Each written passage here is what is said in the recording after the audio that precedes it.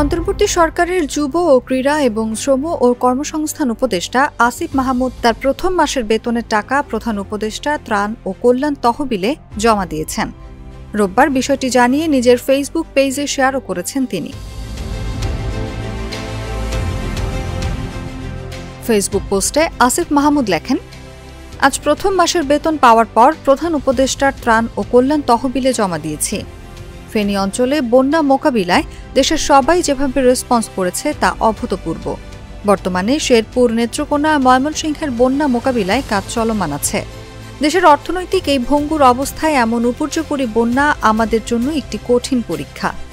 দেশবাসীকে ঐক্যবদ্ধভাবে সকল দুর্যোগ সংকট মোকাবিলায় কাজ করার আহ্বান জানাই।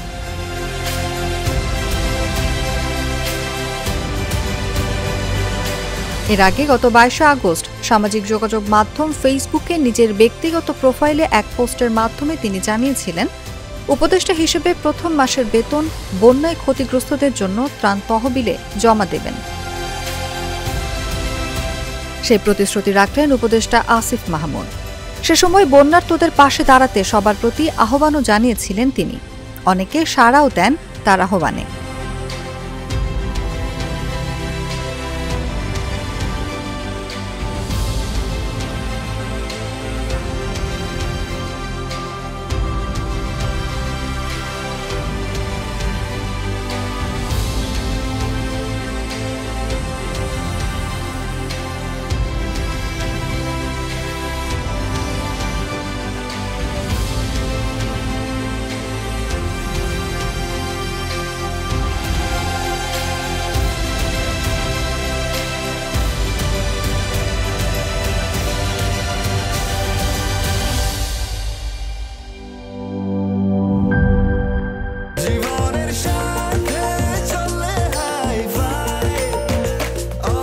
স্বাস্থ্যকর অল টাইম, সব সময় অল টাইম হেলদি লাইফ।